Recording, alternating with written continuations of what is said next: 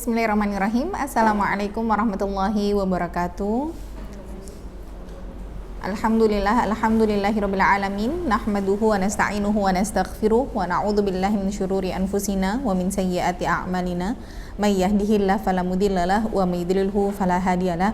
Asyhadu an la ilaha illallah wa asyhadu anna Muhammadan abduhu wa rasuluh la nabiyya ba'dah. Alhamdulillah, segala puji syukur kehadirat Allah Subhanahu wa taala. Di bulan Syawal yang penuh dengan keberkahan ini, Allah masih memberikan kita banyak sekali nikmat yang harus kita syukuri. Maka keadaan seorang mukmin itu tidak terlepas dari dua hal. Yang pertama adalah bersabar ketika mungkin teman-teman hari ini masih ada dan juga terus diberikan ujian oleh Allah, maka harus diperluas sabarnya. Tetapi bagi teman-teman, bagi saudara-saudara semua yang hari ini Allah berikan nikmat yang begitu banyak dan melimpah, tetap bersyukur itu yang paling utama ya. Maka tidak ada kehidupan seorang mukmin ketika dia bersabar dan bersyukur, melainkan Allah memberikan kebahagiaan dan Allah memberikan pahala yang sangat besar di balik keduanya ya. Maka kita sebagai seorang mukmin tidak pernah kehabisan cara untuk terus mensyukuri apapun yang Allah berikan, baik itu musibah maupun diberikan nikmat. Tetap yang terlontar dalam lisan kita adalah alhamdulillah, segala puji bagi Allah. Maka Rasul mengajarkan kepada kita ketika kemudian Allah berikan kita kemudahan dalam segala sesuatunya, kalimat yang terlontar adalah alhamdulillahilladzi bi ni'matihi tatimmus shalihat. Segala puji bagi Allah, bi ni'matihi, dengan nikmatnya, tatimmus shalihat, sempurnalah segala amal solih dan amal kebaikan.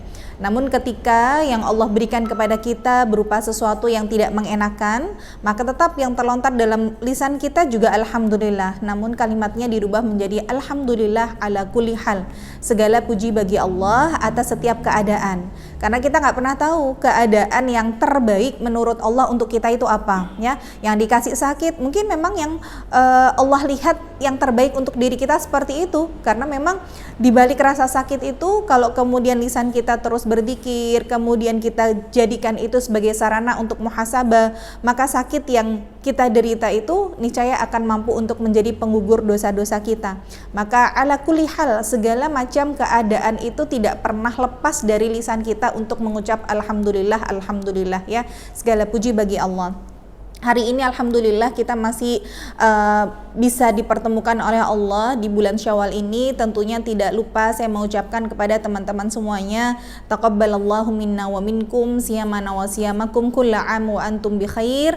Semoga Allah menerima semua amal ibadah kita, puasa kita di bulan Ramadan, dan mudah-mudahan di bulan-bulan setelah Ramadan pun kita tidak kehilangan semangat untuk bisa beramal solih ya. Jadi memang kalimat inilah yang diucapkan oleh para sahabat ketika bertemu satu dengan yang lainnya. Maka ini yang harus saya luruskan, bukan kemudian mengucapkan minal aidin wal faizin ya. Karena memang kalimat minal aidin wal faizin itu bisa dibilang tergolong ambigu. Karena pertama begini, aidin itu adalah orang-orang yang kembali. Faizin itu artinya adalah orang-orang yang menang ya. Artinya kalau minal aidin wal faizin, kembali kepada kemenangan. Sekarang maksudnya kemenangan apa gitu ya. Jadi kalau kita mengucapkan kalimat itu, maka kita harus bertanya-tanya pula, kita ini menang dari apa? Apa menang dari hawa nafsu? Apa menang menahan lapar? Apa menang habis dapat THR? Kan begitu ya. Maka kita merubah kalimat tersebut sebagaimana yang diajarkan para sahabat, taqabbalallahu minna wa minkum. Maka nanti jawabannya taqabbal ya karim. Ini adalah ungkapan doa dari para sahabat. Walaupun memang Rasulullah tidak mengajarkan itu, tapi kita mengambil dari para sahabat yang mereka saling mendoakan satu sama lain. Kenapa kok para sahabat ini mendoakan dengan doa yang seperti itu? Karena memang tidak ada yang bisa menggaransi amal ibadah kita di bulan Ramadan. Kita beramal di bulan Ramadan dengan tarawih setiap hari, kemudian kita berpuasa, menahan hawa nafsu, menahan lapar. Kita nggak tahu nih, apakah memang selama 1 bulan full yang mungkin teman-teman alhamdulillah Allah kasih kemudahan bisa hatam Quran, mungkin minimal dapat 1 kali hatam dalam 1 bulan, alhamdulillah gitu ya. Artinya begini, kita nggak pernah tahu nih, apakah bacaan Quran kemarin kita diterima Allah, puasa kita apakah diterima oleh Allah, karena tidak ada satupun yang bisa menggaransi dari amal ibadah kita. Maka sebenarnya yang paling berat itu bukan ibadahnya. Puasa berat nggak sih gitu ya? puasa memang berat, tapi bukan yang terberat. Karena kalau kita bilang puasa yang terberat, anak kecil yang ibaratnya dia masih TK aja sekarang sudah banyak kan yang bisa puasanya full 1 hari penuh. Maka puasa memang berat tapi bukan yang terberat. Apakah sholat tarawih berat? Bagi sebagian orang iya berat, tetapi bukan pula yang terberat. Maka yang paling berat dalam ibadah itu adalah menjaga keistiqomahannya. Dan juga bagaimana kita memastikan bahwa amal ibadah yang sudah kita lakukan itu diterima oleh Allah. Itu yang paling berat. Karena Allah sebutkan ya, jadi kenapa sih kok kita harus khawatir gitu ya, bahwa ketika Ramadan berlalu itu bukan kemudian menjadikan setiap dari pribadi kita merasa oh bebas, sekarang udah bisa makan apa aja, oh bebas sekarang udah nggak ini udah boleh marah-marah. Bukan seperti itu. Artinya ketika Ramadan telah berlalu, refleksi kepada diri kita, apakah kita bisa melakukan amal ibadah sesemangat di bulan Ramadan. Nah, dari mana kemudian kita tahu bahwa amal kita ini belum tentu loh diterima oleh Allah? Sekarang coba kita lihat dulu dalil-dalil yang sudah Allah sebutkan di dalam Al-Quran, supaya ini menjadi renungan bagi diri kita ketika Ramadan telah berlalu itu, apakah yang harus kita lakukan dan rasakan? Apakah bersukacita karena kita sudah menang dari menahan hawa nafsu dan lapar, ataukah justru bersedih karena berpisah dengan bulan yang penuh dengan ampunan dan juga keberkahan? Maka Allah sampaikan di dalam surat Al-Ghasyiyah ayat ketiga dan keempat, di mana ayat ini insya Allah kalau anak-anak kita itu hafal, tapi kalau kita belum tentu hafal ya surat Al-Ghasyiyah, padahal itu surat di dalam juz 30 ya, kadang kita ini kalah sama anak sendiri. Maka di dalam surat Al-Ghasyiyah ayat ketiga dan keempat Allah sebutkan, A'udzubillahi minasyaitonirrajim, amilatun nasibah tasla naran hamiyah. Amilah itu adalah orang yang beramal. Nasibah itu orang yang berpeluh, kemudian berkeringat, capek, susah payah. Jadi Allah sebutkan ada loh orang-orang yang beramal, yang mereka melakukan kebaikan-kebaikan, bahkan sampai berpeluh, berkeringat, capek gitu ya, pegel semua badannya. Harusnya kan kalau kita mikir gini, ini orang udah kerja keras nih, dia beramal, ibaratnya mungkin ada orang yang terawih, contoh misalkan di masjid 11 rakaat, dia sampai nggak mau cuma 11, di rumah nambah lagi, bahkan mungkin ada yang semalam suntuk terawih gitu ya, sampai capek berdiri sampai kakinya bengkak-bengkak misalkan. Ada yang amilah nasibah. Harusnya kalau kita pikir ada orang yang beramalnya sampai seperti itu kan masuk surga gitu ya. Tapi yang menarik di dalam ayat ini justru Allah sebutkan tasla naron hamiyah. Orang yang beramal seperti ini endingnya itu bukan dapat surga, tapi justru akan kecemplung ke dalam neraka yang sangat panas. Nah, berarti ini kalau kita pikir, kalau orang beramal aja endingnya bisa masuk neraka kok, apalagi yang nggak beramal kan gitu. Berarti tidak setiap amal kebaikan yang kita lakukan, baik itu di bulan Ramadan maupun bulan-bulan selain Ramadan, itu pasti bisa mengantarkan kita ke surga. Karena berarti amal kita kepedean bahwa sudah pasti diterima sama Allah. Berarti dari dalil ini kita paham bahwa yang beramal aja belum tentu loh bisa masuk surga, apalagi yang nggak beramal. Yang beramal aja belum tentu loh diterima sama Allah amalnya, apalagi kita yang enak-enakan gitu ya. Maka Umar bin Khattab saat itu ketika beliau lewat ke sebuah gereja, ngelihat orang-orang Nasrani itu memanggul salib-salib yang sangat besar di belakang. Biasanya kan mereka memanggul salib-salib yang sangat besar ya. Itu Umar bin Khattab nangis. Kenapa kok menangis? Kesian ya. Ada orang yang sudah susah payah bawa salib sebesar itu, sudah keberatan, kesusah payahan, tapi itu tidak mengantarkan dia ke surga. Maka kalau kemudian Umar bin Khattab saja, beliau tuh Masya Allah ya, kalau nanti kapan-kapan mungkin di pembahasan sirah gitu kita bedah bagaimana sirahnya Umar bin Khattab. Beliau adalah, kalau kita lihat kan Umar bin Khattab itu sosoknya yang sangar gitu ya. Jadi beliau itu kalau ketika dia berbicara suaranya menggelegar. Kalau kemudian memukul itu sampai berbekas. Bahkan kalau beliau naik kuda, yang kudanya itu bukan kuda perang. Jadi kalau kita kan kudanya kuda biasa ya, kuda perang itu kan mereka tinggi besar, bahkan kalau kuda perang itu ketika kuda ini masuk ke barisan musuh itu dibekali di kaki-kakinya itu ada tombak-tombak yang ketika mereka berlari itu bisa sambil menerabas dan juga bisa membunuh musuh. Kuda itu begitu. Dan Allah sampaikan dalam surat Al-Adiyat kan, demi kuda-kuda perang yang mereka ketika berlari itu sampai mengilatkan api dari kaki-kaki kuda, itu kuda perang. Nah, kuda kita di Indonesia tuh bukan kuda perang, ibaratnya yang pakai pita gitu ya. Kemudian biasanya anak-anak kecil naik gitu ya. Itu tidak setinggi, jauh lah tingginya sama kuda perang. Umar bin Khattab itu kalau naik kuda itu kakinya sampai ngelengsreh. Saking tingginya beliau gitu ya. Berarti kan kebayang bahwa badan beliau itu yang tinggi besar gitu. Tapi di balik kesangarannya yang bahkan di dalam beberapa hadis disebutkan Umar bin Khattab itu kalau berjalan ketika ada sekelompok jin yang ketemu dan papasan dengan Umar bin Khattab di satu jalan, si jin ini lebih memilih untuk lewat jalan lain daripada papasan sama Umar bin Khattab karena saking takutnya. Berarti kan beliau adalah sosok yang ditakuti oleh bangsa jin sekalipun. Kalau kita ketemu sama jin, kita yang lari kan gitu ya. Kalau Umar bin Khattab, jinnya yang lari. Maka di dalam beberapa sirah itu Umar bin Khattab di balik kegarangannya ternyata beliau memiliki hati yang sangat lembut, yang sangat sensitif.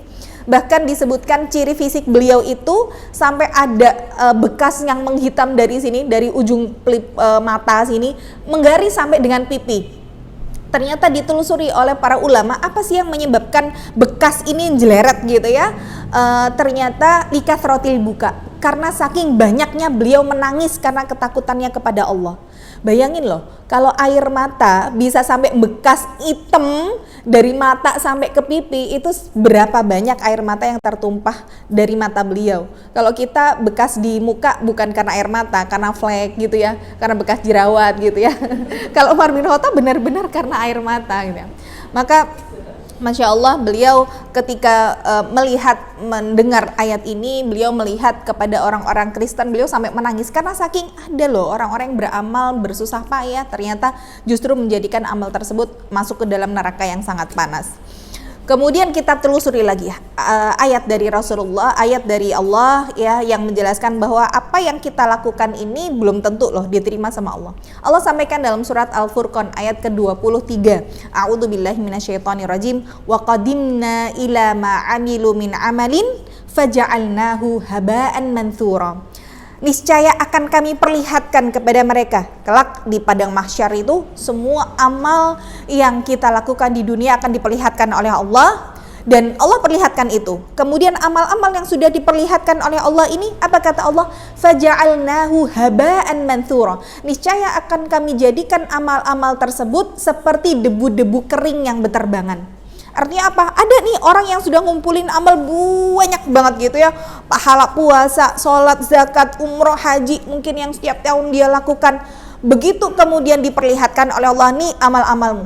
Kemudian Allah jadikan amal-amal itu seret gitu ya, seperti debu yang beterbangan. Dan debu ini kering ya. Ibaratnya ketika Allah memberikan misal kepada kita itu memang betul-betul cocok lah ya. Gini, kalau debu itu basah, masih ada yang nempel lah, misalkan tangan kita basah terus ada debu, kan dia akan membekas ya, oh ini ada debu nih gitu. Tapi kalau debu kering terus terbang, kita ngambil debu lah atau apa ya, pasir yang halus banget ya ditaruh di sini, ada angin seret gitu ya, kira-kira tangan kita ini masih ada bekas yang nempel nggak? Enggak, karena debu kering itu ketika diterpa sama angin sudah beterbangan, hilang semua. Amal manusia yang dikumpulkan dengan banyaknya ada yang nanti diperlihatkan oleh Allah dan Allah jadikan seperti itu, habis tidak tersisa.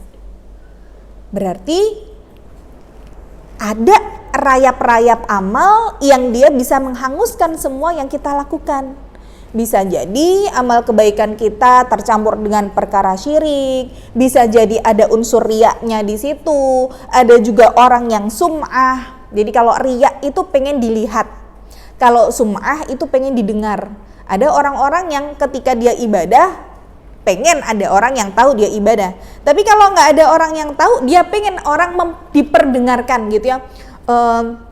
Iya loh gitu, aku ya tadi malam jam 3 tuh bangun tahajud, khusyuk banget loh 11 rakaat. Nah, orang kan sebenarnya nggak tahu dia tahajud, tapi dia pengen orang denger kalau dia sedang tahajud, maka itu namanya sum'ah ya.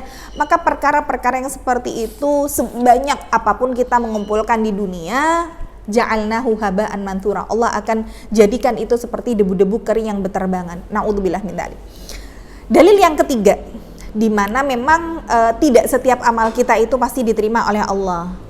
Hadis yang diriwayatkan dari Abu Hurairah. Abu Hurairah ini adalah salah satu sahabat yang beliau memiliki beliau banyak meriwayatkan hadis ya. Menarik ya, Abu Hurairah ini kisahnya ketika Rasulullah meninggal di usia 63 tahun, Abu Hurairah itu baru masuk Islam 3 tahun sebelum Rasul wafat. Jadi Abu Hurairah itu cuma ketemu Rasul di dalam Islam selama 3 tahun.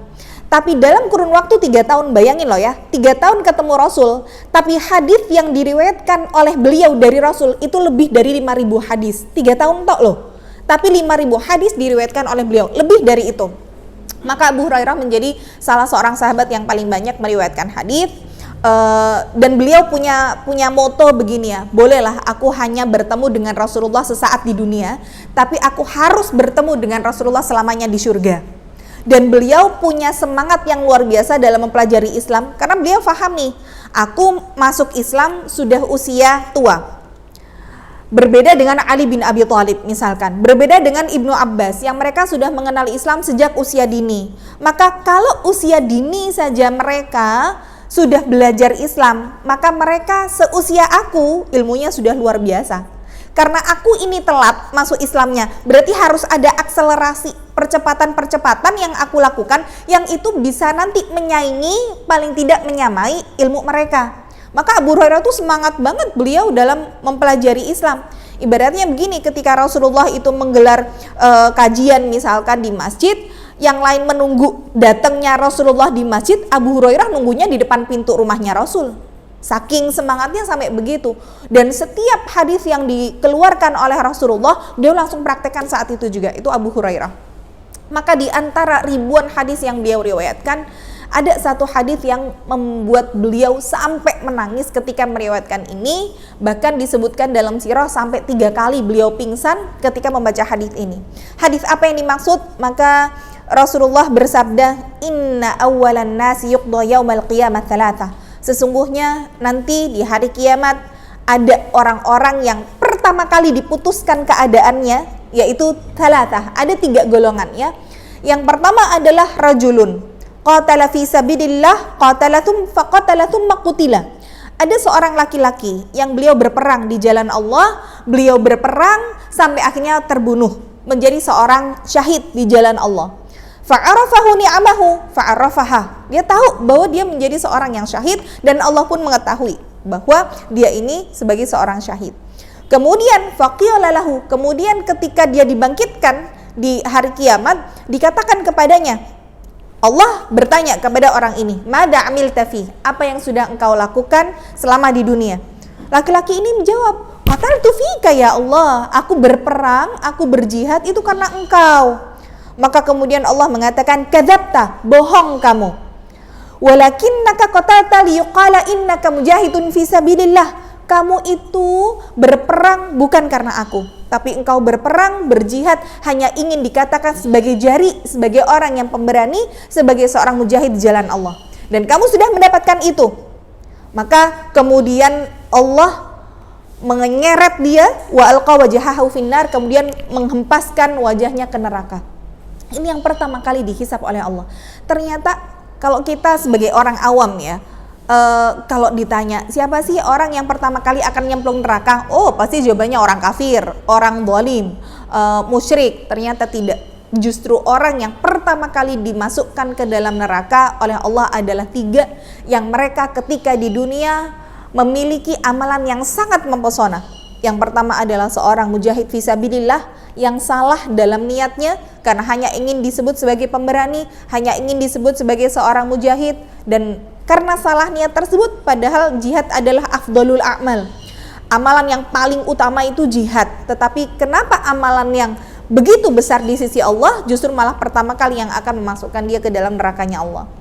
Yang kedua, siapa itu yang akan dimasukkan ke dalam neraka? Na'udzubillah min dzalik. Tetapi kitalah ini orang-orang yang punya resiko besar dimasukkan ke neraka pertama kali. Orang yang belajar dan mengajar ilmu agama. Bagaimana seseorang yang dia rajin ngaji, begitu juga seorang ustadz atau ustadzah, justru yang mempunyai resiko sangat besar dimasukkan neraka pertama kali. Kenapa? Bisa jadi ada niat yang salah ketika dia memulai untuk ngajinya. Ada niat yang salah hanya kepingin dunia, misalkan ketika dia menjadi seorang ustadz atau ustadzah. Maka nanti pun kita akan melihat nih, orang-orang yang dia ketika dibangkitkan oleh Allah, kemudian dibantah oleh Allah. Ingat ya, nanti kita akan menyaksikan. Kalau ada orang yang kemudian Allah sudah bilang, kadzabta, bohong kamu, dibantah sama Allah, pasti orang itu nggak akan selamat, pasti endingnya akan neraka, itu pasti. Yang ketiga, siapakah yang dimasukkan oleh Allah ke neraka? Adalah orang-orang yang mereka bersedekah, mereka orang-orang yang dermawan, namun ketika dia bersedekah itu dia niatkan supaya dihitung, supaya dilihat orang sebagai seorang yang dermawan.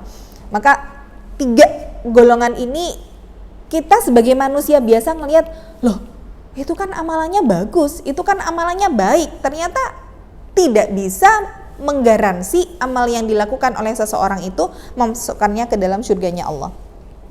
Kemudian selanjutnya dalil yang terakhir, yang keempat, dari mana kita bisa tahu bahwa Allah itu belum tentu menerima amal ibadah kita. Hadis ini sangat sering dibawakan pada saat bulan Ramadan ketika Rasulullah bersabda, rubba min shaimin, banyak sekali ada orang-orang yang berpuasa dan dia laisa lahu haddun min shiyamihi, dia tidak mendapatkan pahala apapun dari puasanya, illal ju' wal 'atash, kecuali dia cuma mendapatkan lapar dan juga haus saja.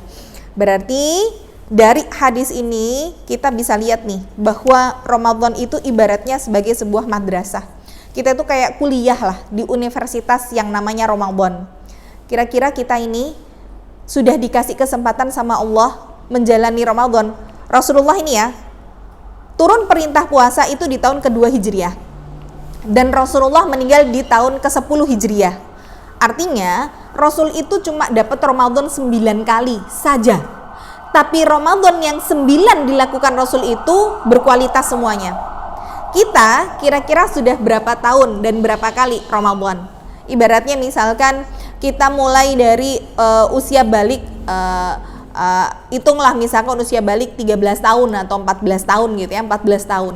Sampai usia kita mungkin 34 misalkan ya, 34. Maka 20 kali Ramadan tuh kita sudah dikasih kesempatan sama Allah. Tapi kira-kira 20 Ramadan ini yang berkualitas berapa? Kalau kemudian kita belajar ngajinya aja baru gitu ya. Maka banyak orang-orang yang ketika masuk ke madrasah Ramadan, keluar dari alumni Ramadan itu predikatnya cuma 2. Kalau nggak celaka, ya bertakwa. Bagaimana kita tahu nih, kita ini termasuk alumni yang mana ya? Alumni yang celaka, apa alumni yang bertakwa? Maka kita harus paham dulu, bagaimana tanda bahwa kita ini selesai Ramadan, jadi alumninya Ramadan, dapat gelar takwa.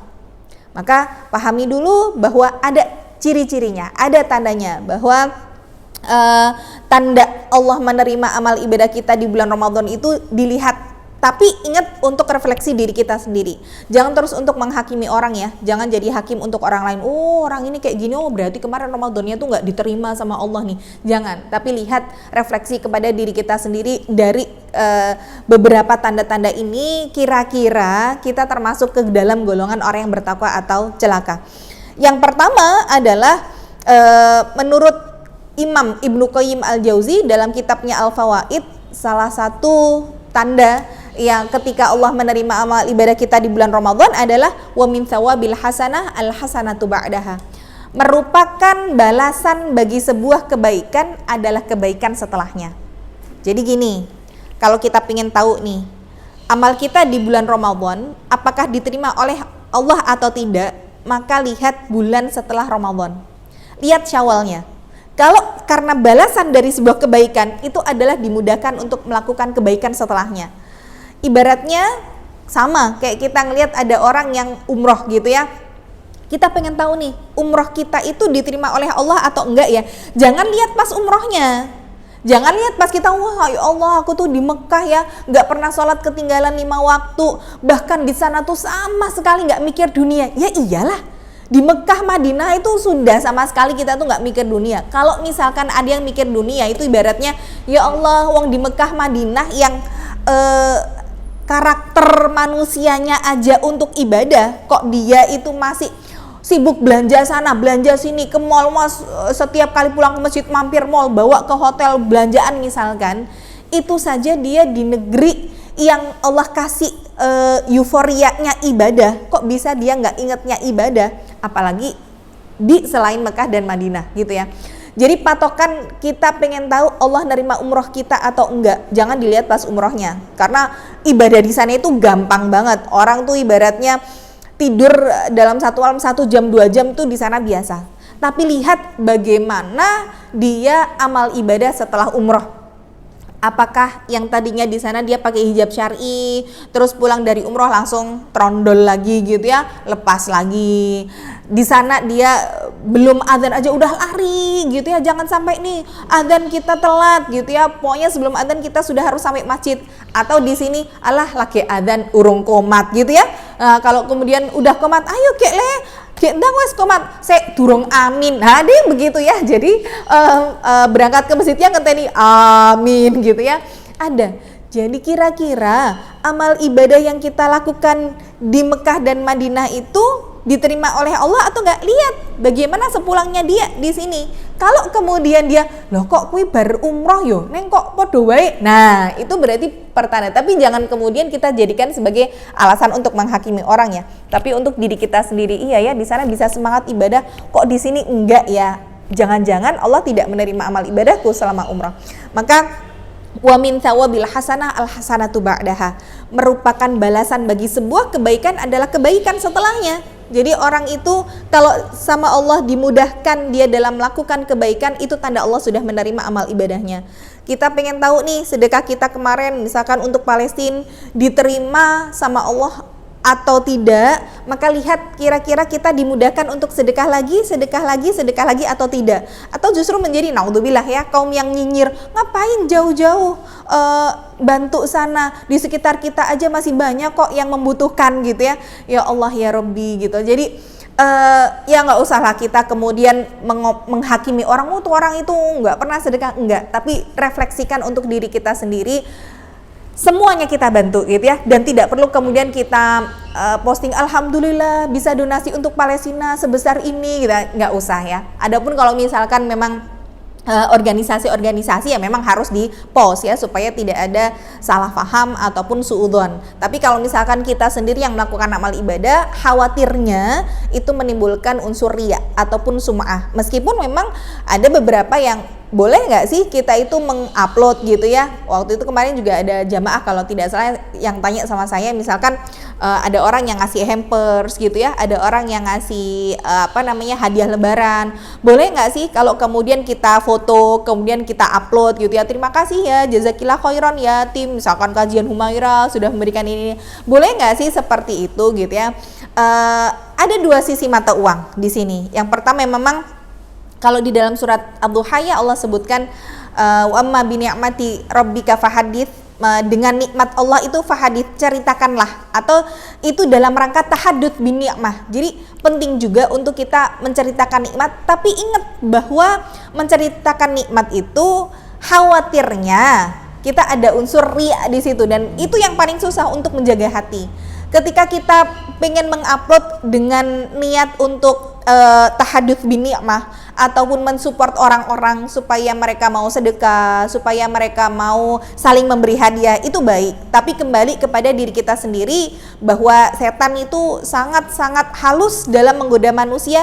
Dia bisa masuk lewat jalur itu gitu ya. Dia bisa masuk lewat jalur, oh iya kamu kan sudah ikhlas, ternyata kamu ini ya sedekahnya jor-joran ya gitu, itu tuh kayak itu tuh nggak pernah sedekah tuh. Wong kemarin aku lihat kotak infaknya aja dia cuma nyemplungin 2.000 2000 misalkan gitu. Nah itu yang akhirnya sudah merontokkan dari amal ibadah yang sudah kita lakukan, naudzubillah. Maka semua kembali kepada diri kita sendiri. Kita sebagai orang yang melihat ada orang yang mengpost misalkan ya, dia dapat ini itu, nge-tag orangnya gitu, kita tidak boleh menghakimi juga bahwa oh ini riya nih, oh orang ini pengen dipuji, enggak gitu ya. Tapi refleksikan kepada diri sendiri, siapa tahu memang dia seperti itu dalam rangka tahaduts bin ni'mah. Maka ini kalau kita lihat adalah orang yang kalau dimudahkan dalam melakukan kebaikan lagi itu tanda bahwa Allah sudah menerima amal ibadah kita. Sebaliknya, wa min jazaa'i sayyi'ah as-sayyi'atu ba'daha, dan merupakan balasan bagi sebuah keburukan adalah dimudahkan juga untuk melakukan keburukan setelahnya. Jadi kayak misalkan gini, ada orang yang melakukan kemaksiatan tuh gampang banget ya, atau pada saat ini sudah mulai bulan Syawal, kalau kemudian kita belum bisa memulai puasa di bulan Syawal, ayolah, memang yang namanya sebuah kebaikan tuh harus dipaksakan ya. Jangan terus daripada aku nggak ikhlas sedekahnya, jangan begitu. Nggak apa-apa, sedekah aja dulu meskipun kita tidak ikhlas, karena nanti lama-lama yang kita tidak ikhlas, insya Allah semakin banyak kita bersedekah, kemudian nanti Allah akan melapangkan hati kita, lama-lama juga akan ikhlas. Sama dalam masalah kebaikan itu, kalau saya boleh bilang terpaksalah gitu ya, misalkan kayak pakai jilbab, pakai jilbab lah walaupun terpaksa. Lebih baik terpaksa masuk surga daripada sukarela masuk neraka. Ya mungkin kalau boleh bahasanya agak lebih dimudahkan gitu kan, daripada pakai jilbab terpaksa, daripada sedekah terpaksa gitu ya, daripada sholat tahajud terpaksa, nggak apa-apa, terpaksalah gitu ya dalam beramal ibadah. Ya lebih baik terpaksa masuk surga daripada sukarela masuk neraka kan gitu. Artinya memang untuk beramal ibadah itu harus diupayakan. Meskipun hari ini kita belum ikhlas, nggak apa-apa ya. Nanti Allah yang akan membimbing kita. Kita minta terus berdoa sama Allah supaya Allah mengikhlaskan hati kita. Karena orang yang dimudahkan untuk melakukan keburukan gitu ya, puasa Syawal, saya juga kemarin juga ada salah satu jamaah yang bertanya, Ustazah kalau ini sudah memasuk Ramadan tapi utang saya di Ramadan yang lalu itu belum lunas gitu, gimana ya gitu. Saya sampai ya Allah memberikan kita waktu 365 hari gitu ya. Paling utang kan 7 hari, 8 hari, kok bisa-bisanya yang 7 hari aja dalam waktu 365 nggak lunas gitu loh. Ibaratnya kalau 1 bulan 1 hari aja itu kan bisa, uang 12 bulan berarti kan 12 hari itu bisa. Kok bisa-bisanya enggak sampai ke sahur itu utang puasa di tahun yang lalu. Maka harus refleksilah sama diri kita sendiri. Kenapa ya kok untuk puasa yang wajib aja kita susah, apalagi yang sunnah? Berarti kan ada keburukan yang Allah berikan kemudahan untuk kita lakukan gitu loh. Jangan-jangan amal ibadah yang selama ini kita lakukan tidak diterima sama Allah ketika yang kita lakukan itu adalah keburukan. Jadi teman-teman semuanya, ayo ya, ini masih ada waktu di bulan Syawal. Saya mengajak teman-teman semuanya untuk bismillah diupayakan untuk puasa Syawal. Walaupun saya tahu bahwa bagi seorang wanita itu banyak rintangan dan halangannya, tapi bismillah ya diupayakan. Boleh nggak sih Syawal dulu atau memang harus nyaur utang dulu? Itu nanti terjadi perbedaan pendapat ya. Ketika Rasulullah bersabda, man shoma ramadhana, barang siapa yang berpuasa di bulan Ramadan, tsumma atba'ahu sittan min Syawal, kemudian puasa Ramadan ini diikuti dengan 6 hari di bulan Syawal. Nah, inilah yang terjadi perbedaan pendapat di kalangan ulama. Berarti kalau diikuti dengan 6 hari di bulan Syawal, otomatis puasa Ramadannya harus tuntas dulu. Kalau kita mau dapat fadilah diampuni dosanya yang telah lalu gitu kan, berarti kan Ramadannya full baru diikuti dengan 6 hari. Kalau misalkan Syawal dulu, berarti kan yang bulan Ramadan ini kan belum tuntas, berarti dia tidak mendapatkan fadilah itu. Ini pendapat pertama dari ulama. Namun pendapat yang kedua tetap memperbolehkan untuk puasa Syawal terlebih dahulu. Dalilnya mana? Maka Aisyah pernah saat itu mengatakan, aku baru sempat menyaur utang puasa di bulan Ramadan di bulan Sya'ban. Jadi kan Sya'ban itu kan 1 bulan sebelum Ramadan. Berarti pada saat bulan Syawal itu kan Aisyah masih punya utang. Nah, berarti beliau melaksanakan puasa Syawal terlebih dahulu. Dan nyaur utangnya baru sempat di bulan Sya'ban, karena saat itu memang beliau ngurusi Rasulullah atau seperti apa ya, jadi memang baru bisa nyaur utangnya mepet di Ramadan. Berarti dari dalil yang kedua ini ulama memperbolehkan untuk Syawal terlebih dahulu baru kemudian nyaur utang gitu ya. Tapi kalau ditanya mana yang lebih afdol, ya tetap afdol nyaur utang. Jadi kayak kita perempuan-perempuan insya Allah diperbolehkan ya ketika kita Syawal terlebih dahulu, mengingat kita punya waktu haid gitu ya, apalagi mungkin awal-awal tuh masih halal bihalal lah, kemudian silaturahmi kemana-kemana gitu ya, maka tidak bisa berpuasa, walaupun sebenarnya berpuasa juga boleh ya, tetapi mungkin di satu sisi ya masa kita bertamu nyeneng kayak orang, karena kalau dalam masalah puasa Syawal itu juga teman-teman harus paham ya, ada hal-hal yang berbeda dari puasa nyaur utang, karena kalau kita niat nyaur utang dulu ketika kita bertamu gitu ya, disuguh makan, tidak boleh membatalkan puasa karena memang kita niatnya nyaur utang. Tapi kalau puasanya Syawal, kita sudah disuguh, ayo tomba, mbok nyenengke to aku wis masak ngoyo-ngoyo lo, mosok yo ora dipangan, misalkan begitu ya. Maka kalau niat kita puasa Syawal, boleh sebenarnya membatalkan ya. Dan insya Allah sudah dapat pahala 2. Yang pertama pahala puasanya sudah dapat, yang kedua pahala menyenangkan hati orang lain juga dapat. Tapi tetap puasanya nggak bisa dihitung ya. Habis itu puasa lagi boleh nggak? Ya nggak boleh lah ya. Ada yang bertanya seperti itu. Jadi batalin di rumahnya tamu, habis itu puasa lagi, ya nggak bisa, walaupun pahalanya dapat tapi tetap puasanya tidak sah. Nah jadi orang yang dimudahkan oleh Allah untuk bisa puasa Syawal itu sebagai salah satu tanda bahwa Allah insya Allah menerima amal ibadah kita puasa di bulan Ramadan ya. Maka dalilnya di dalam surat Al-Lail ayat ke-5 sampai ke-7 Allah sebutkan, fa amma man a'ta wattaqa wa saddaqa bil husna fasanuyassiruhu lil yusra. Barang siapa yang bertakwa, dia memberi, dia bersedekah, bertakwa kepada Allah, dia membenarkan janji-janjinya Allah, fasanuyassiruhu lil yusra, niscaya akan kami mudahkan dia untuk melakukan kebaikan. Maka lihat cara Allah menggaji kita. Jadi kita itu kan ibaratnya sama Allah itu dagang ya. Rasulullah bersabda, ala inna sila'atallahil ghaliyah, sungguh barang dagangan Allah itu mahal. Wa sila'atallahi hiyal jannah, barang dagangan Allah itu apa? Surga. Jadi ibaratnya kita tuh dagang sama Allah. Allah itu kalau misalkan mau beli dagangan kita, belinya pakai surga. Nah, yang namanya orang beli, kita tuh kayak misalkan ada teman kita dagang, kita kan mesti ngelihat ya, mungkin tas, mungkin kain, dilihat dulu, diperiksa ada yang cacat atau enggak. Kalau kemudian ada yang cacat kan kita nggak mau, lagi sowe lagi lo warnane raroto lo, lagi ini kan begitu ya. Sama ketika kita berjual beli sama Allah, yang jadi barang dagangan kita apa? Puasa kita, sholat kita, sedekah kita, itu dagangan kita.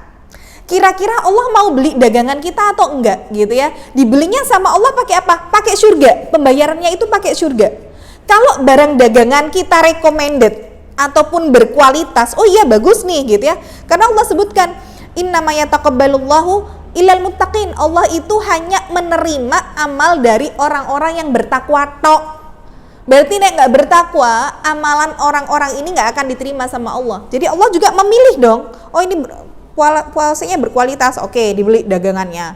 Oh ini puasanya begini, oh ini sholatnya begini. Maka ketika Allah sudah menggaji kita pengen tahu nih cara Allah menggaji kita apa? Dagangan kita diterima di bulan Syawal, masjid tetap rame, mushaf kita tidak lagi kemudian langsung kita wes hatam, ya wes lah, ditaruh lagi di rak gitu ya. Kemudian amalan-amalan yang lain, sedekahnya jangan terus dek ini aku wis jor-joran bulan Ramadan Syawal saiki praisik lah sedekah. Nah gitu ya.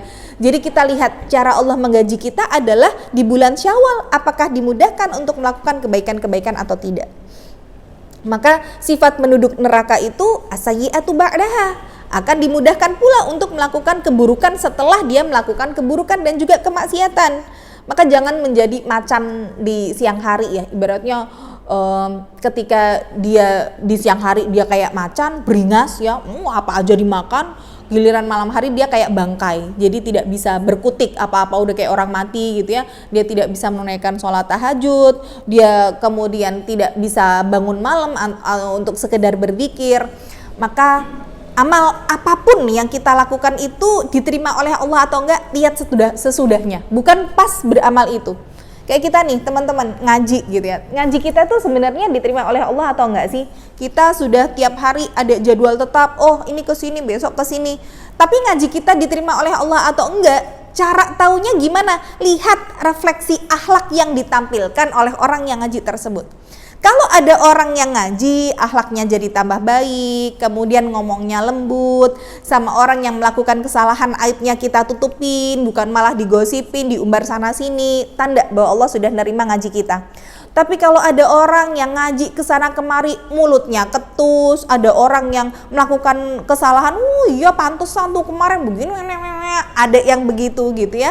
Kemudian dia tidak jadi bertambah baik akhlaknya walaupun sudah ngaji kemana-mana, itu adalah salah satu tanda bahwa Allah tidak menerima amal ibadah kita, ngaji kita. Jadi memang refleksinya adalah lihat setelahnya gimana. Nah, ini yang pertama ya teman-teman. Jadi tanda Allah menerima amal ibadah kita adalah ketika kita dimudahkan untuk melakukan kebaikan setelah kita melakukan kebaikan yang pertama. Yang kedua, apa tanda bahwa Allah menerima amal ibadah kita? Allah akan berikan pada hati kita rasa takut dan khawatir. Maka dalam surat Al-Mu'minun ayat ke-60 Allah sebutkan, walladzina yu'tuna ma atau wa qulubuhum wajilatun innahum ila rabbihim raji'un. Jadi ayat ini sempat membuat ibunda kita Aisyah bertanya-tanya ya, ketika Allah sebutkan walladzina yu'tuna ma atau, dan mereka memberikan apa yang mereka berikan, artinya ada orang-orang yang bersedekah.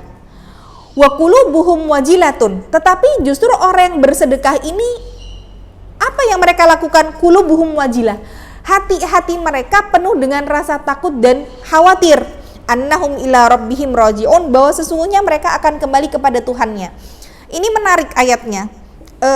Sampai akhirnya Bunda Aisyah bertanya-tanya kepada Rasulullah, kok bisa ya ada orang yang sedekah?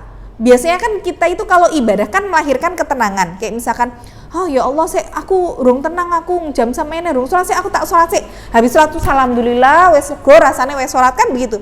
Biasanya amal ibadah itu melahirkan ketenangan. Tapi kok ada ya orang yang ibadah tapi kok melahirkannya adalah kegelisahan, kekhawatiran dan keresahan. Maka beliau bertanya kepada Rasulullah, siapa mereka ya Rasulullah? Apakah mereka itu adalah orang yang melakukan zina kemudian bersedekah, jadi mereka akhirnya khawatir? Apa mereka peminum khamr? Maka kemudian Rasulullah mengatakan, la ya bintas Siddiq. Jadi Rasulullah itu ketika memanggil Aisyah juga pembelajaran untuk kita, tidak mesti dengan kalau sekarang tuh biasanya orang-orang manggil apa ya, sayang, bebek gitu ya. Nah, coba kita merujuk kepada Rasulullah. Jadi beliau itu ketika memanggil Aisyah, yang terkenal kan memang Humairah ya, punya panggilan-panggilan kesayangan. Di beberapa sirah beliau sering memanggil Aisyah dengan kata Aish. Jadi merupakan panggilan mesra atau panggilan sayang itu ketika kita punya singkatan gitu ya. Misalkan namanya jangan terus misalkan Puspita, Pus misalkan gitu ya. Jadi misalkan Aisyah, ya Aish. Nah gitu. Jadi merupakan salah satu ciri dari Rasulullah, panggilan mesranya kepada istri-istrinya beliau begitu.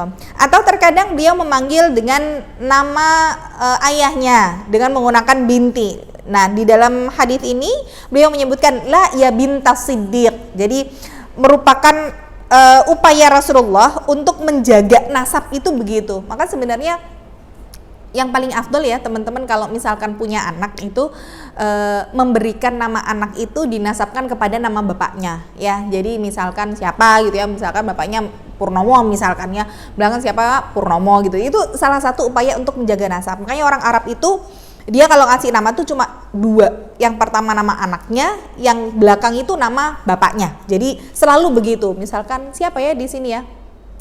Misalkan Ustadz ya, misalkan Ustadz Khalid Basalamah misalkan gitu ya. Jadi sudah nama anaknya ya satu toh itu Khalid misalkan. Yang belakang nama bapaknya. Kalau Indonesia kan enggak panjang banget gitu ya. Satu anak itu bisa sampai 4-5 suku kata, apalagi yang sekarang kayak tulisannya aneh-aneh ki mocone opo nek wong desa kayak kangelan sampean ya. Jadi memberi nama bagi anak itu sunnahnya, kalau boleh saya sedikit merujuk kepada hadis-hadis Rasulullah, teman-teman yang mungkin punya anak, mungkin punya cucu, bisa memberikan saran gitu ya. Maka Rasulullah bersabda, khairul asma'i ma'ubida wa mahumida, sebaik-baik nama itu yang diawali dengan kata ubida sama humida. Jadi wazn atau pecahan dari ubida. Ubida itu misalkan ada kata abdun, abad, ibad, kayak gitu. Misalkan Abdullah, Abdurrahman, Abdurrahim. Jadi ada abdun gitu ya. Atau misalkan yang pecahan dari kata abdun, ibad misalkan, atau abid atau abad. Nah, itu yang sebaik-baik nama begitu ya. Kalau atau yang humida, yang wazannya pecahannya adalah ha, mam, mim, dal. Misalkan kalau laki-laki ya Ahmad, Muhammad, Hamid. Kalau perempuan ya Hamidah, Mahmudah. Nah, itu sebaik-baik nama awal tuh begitu ya, yang berwazan abdun atau hamdun. Kalau tidak mampu gimana? Jadi kalau abdun nanti harus disandarkan kepada asma Allah ya.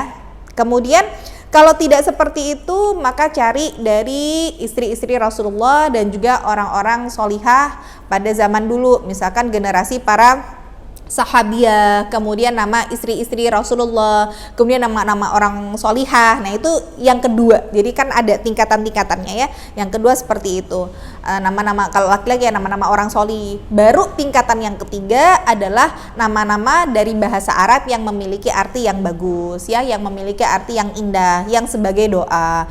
Itu yang ketiga. Artinya kita bisa memilih yang mana gitu. Jangan terus mengambil nama yang dari bahasa Yunani, misalkan dari bahasa apa gitu. Kita punya bahasa Arab. Nah, ini coba kita ambil. Dan sebenarnya adalah nama itu kalau bisa kita menjaga sampai ke 5 keturunan. Jadi kita kalau orang Arab tuh tahu dari bapak, kakek, buyut, terus kakeknya bapak, buyutnya bapak, begitu. Jadi sampai 5 nasab ke atas. Upaya Islam untuk menjaga nasab seperti itu.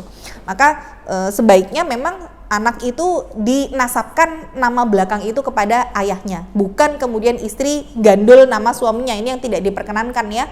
Jadi misalkan kayak tadi, misalkan laki-lakinya namanya Purnomo misalkan ya, kemudian istrinya misalkan namanya Dewi misalkan, Bu Dewi Purnomo, misalkan gitu ya, misalkan itu tidak diperkenankan karena yang namanya nasab di belakang itu adalah ke ayah dan bukan ke suami. Saya juga menghimbau kepada teman-teman semua mungkin yang punya suami, jangan sekali-kali memasukkan nama suami ke belakang nama kita. Ya, tapi kalau nama anak kita ngikut kepada suami kita atau ayahnya, itulah yang diperbolehkan, bahkan disunahkan seperti itu.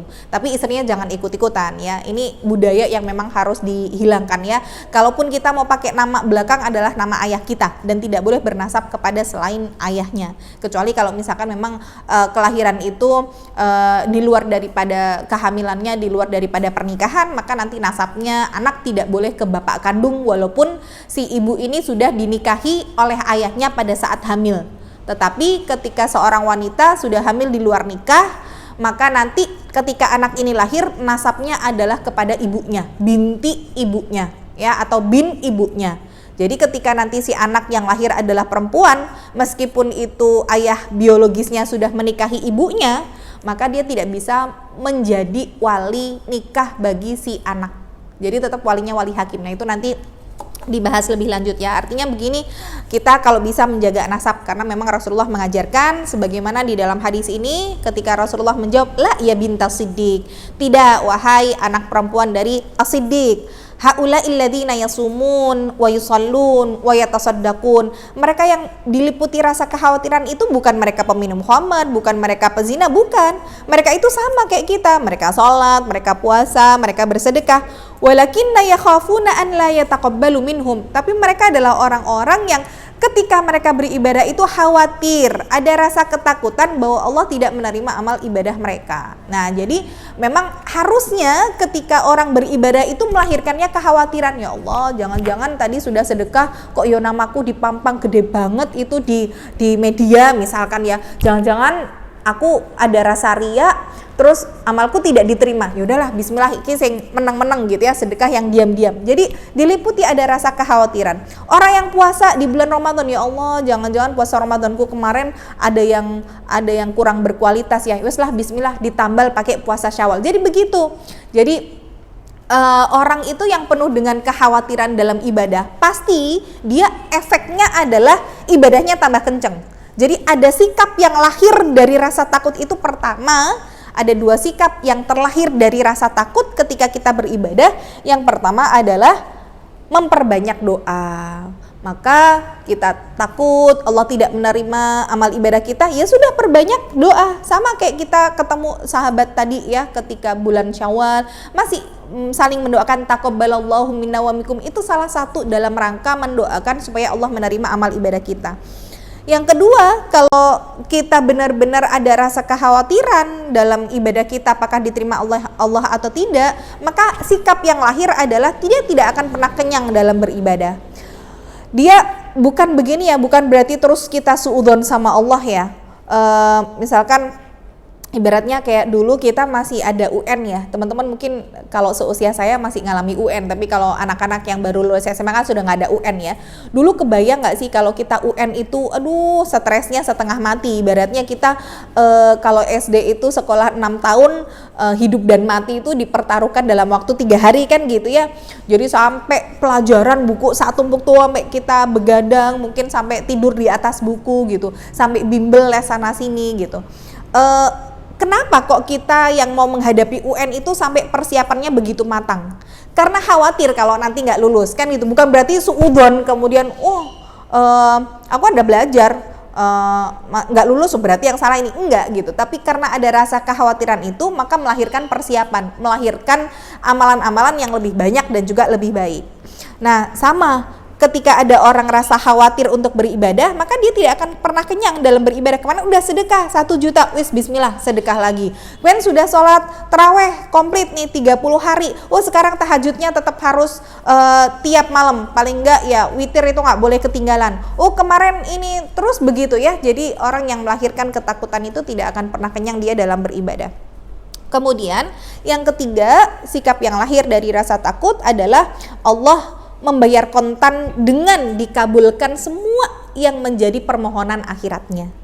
Jadi Allah itu kalau mengabulkan apa yang menjadi keinginan akhirat kita, itu tanda bahwa Allah sebenarnya sudah ikhlas, sudah menerima amal ibadah yang kita lakukan. Maka teman-teman, saya ngasih saran sama teman-teman, ketika kita berdoa jangan hanya minta dunia, tapi yang paling utama adalah minta akhirat. Maka para ulama mengajarkan kepada kita ada beberapa hal yang harus kita minta dalam doa. Yang pertama adalah kita minta sama Allah itu surga ya. Allahumma rzuqnil jannah, ya Allah berikanlah kami rizki surga. Jadi itu teman-teman harus minta surga sama Allah. Yang kedua, minta sama Allah diampuni dosa-dosanya. Ya Allah, ampunilah dosa-dosa kami, dosa-dosa orang tua kami ya. Selain minta rumah, minta mobil, minta anak sukses, minta anak keterima di universitas ini, enggak, minta dulu akhirat ya. Kemudian minta sama Allah hidayah ya. Karena kebutuhan kita terhadap hidayah itu jauh lebih besar daripada kebutuhan kita terhadap makanan. Orang itu kalau misalkan nggak dikasih hidayah, nggak dikasih petunjuk sama Allah, sudah hidup kita nabrak-nabrak, kita nggak tahu sini, nggak tahu sana gitu. Dan merupakan hidayah dari Allah juga, kita bisa ikut ngaji, kadang kita ngelihat postingan gitu ya, mungkin buka sosial media, buka Facebook, buka Instagram, ada hadis atau ada untayan hikmah yang kemudian nyindir aku iki. Itu sebenarnya hidayah dari Allah gitu ya, bahwa Allah ingin memberikan kita petunjuk. Jangan terus begini ya, aku ra gelem ngaji. Lah ngopo? Ndek men sak durunge ngaji aku iki etok kuwi etok gitu ya. Kayaknya tuh enggak ada rambu-rambu. Tapi begitu ngaji, aku jadi tahu hukumnya ini enggak boleh. Benen kayak gini enggak boleh. Timbangnya ra etok kabeh, mendingan aku ra ngerti sisan, ra gelem ngaji. Nah, itu yang salah. Jadi sebenarnya ketika dia itu ada perasaan pengen ngaji, itu tanda bahwa Allah sebenarnya sudah memberikan hidayah itu. Maka ketika kita minta sama Allah hidayah, Allah memberikan itu. Jangan lupa yang keempat adalah minta istiqomah gitu ya. Maka hidayah tidak ada tidak ada manfaatnya kalau tidak diistiqomahkan. Dan istiqomah itu bukan terus ujuk-ujuk datang, tetapi memang harus kita minta sama Allah untuk diistiqomahkan. Bagaimana kita berdoa, ya muqallibal qulub tsabit qalbi ala dinik, ya Allah, zat membolak-balik hati, tetapkanlah hati kami di atas agamamu ya. Nah, ini teman-teman, ketika kemudian kita ada rasa khawatir dari amal ibadah kita, maka semakin banyak kita berdoa kepada Allah, semakin banyak kita beribadah kepada Allah. Maka Rasul ketika pagi hari beliau selalu berzikir habis subuh, Allahumma inni as'aluka ilman nafi'an wa rizqan thayyiban wa amalan mutaqabbala. Itu doa yang tidak pernah ditinggalkan Rasulullah di pagi hari ya. Jadi teman-teman setelah zikir pagi itu baca doain, atau di zikir pagi juga sudah ada doanya. Paling tidak kalau nggak sempat baca al-ma'thurat misalkan ya, habis subuh selalu baca, diawali dengan doa ini, Allahumma inni as'aluka, ya Allah, aku memohon kepadamu ilman nafi'an, ilmu yang bermanfaat, wa rizqan thayyiban, dan rizki yang baik. Yang baik itu bukan hanya halal ya, bukan hanya halal caranya, tetapi juga baik untuk kita. Artinya baik itu tidak akan berpotensi untuk membuat kemadharatan dalam diri kita ataupun dalam keluarga kita. Maka itu namanya adalah thayyib. Wa amalan mutaqabbala, dan amal yang diterima oleh Allah. Maka ini teman-teman yang bisa saya sampaikan ya. Mudah-mudahan dengan apa yang disampaikan kita bisa punya sebuah rambu-rambu kira-kira apakah amalan kita di bulan Ramadan diterima oleh Allah atau tidak, dan menjadi refleksi untuk diri kita sendiri dan lebih bersemangat